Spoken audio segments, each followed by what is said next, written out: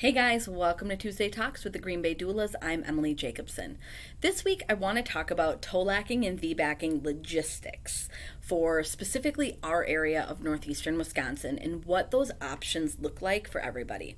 Now obviously there are doctors everywhere that are more tolerant than supportive, and it's about finding the right provider for you. So the basics are this: if you're with the Prevea system, the midwives there are unable to take TOLACs and VBACs, so you would be with the OBGYN group.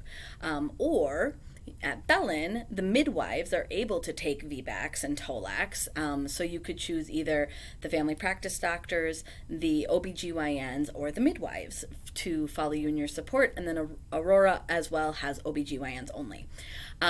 So usually what it looks like if you've had one C-section and you're looking to TOLAC, and a TOLAC is a trial of labor after cesarean, and a VBAC is a vaginal birth after cesarean. So if you have not had a vaginal birth after cesarean yet, you're considered a TOLAC. I have a video that I made long ago about why I can like to call it TOLACing versus VBACing, because we're never attempting birth. We always are successful at birthing our children. Therefore, there's no room for failure. So I don't like it being called a failed VBAC if you end up with a repeat C-section. But I digress. Okay, so getting back to the logistics of it. If you've had one C-section, you are totally fine to TOLAC or VBAC at any of the hospitals here in Green Bay. If you've had two or more C-sections, the doctors in our area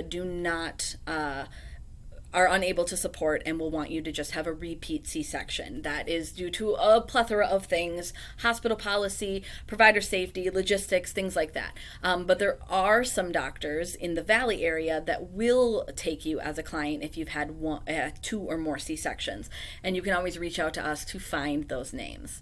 But usually what it looks like is constant monitoring is what they prefer.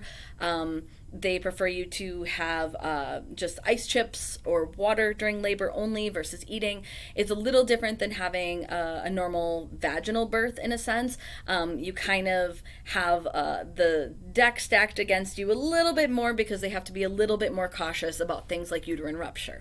Now, we know uterine rupture can happen with anybody, but you are more at a risk. And when I say more at a risk, 0.0001% more. But that's here nor there. Those are logistics. And so finding that right support system. So here at Green Bay Doulas, we actually have a set of doulas who have gone the extra mile and certified as VBAC doulas, TOLAC VBAC doulas as well. So we have extra training in working through the baggage or the head trash that comes with having and going through this experience. We help our clients weigh out the pros and cons of going for that vaginal birth or planning a repeat C-section. We try to navigate what questions to ask to your doctor or your provider. We're really there to help you navigate and also give you resources. The things that we always suggest our clients do is see a pelvic floor PT about myofascial release. There's scar tissue from that incision that sometimes can hinder, and the scar tissue tends to break up in labor, and it's not fun. I've had it done. I've had a VBAC myself.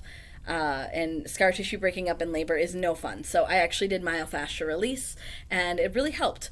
But that will be done with a PT in our area, and we can also give you recommendations for that. Maybe it's seeing a Webster Technique certified chiropractor. Maybe it's acupuncture. Whatever resources you need available to you, our goal is to make sure you feel supported in your birthing journey and know your options. That's what it's about. So I just wanted to give a little more insight to what that care looks like when you are TOLACing and VBACing, and how our area in Green Bay and northeastern Wisconsin supports women like you. All right, have a great day, guys. We'll see you next week. Bye.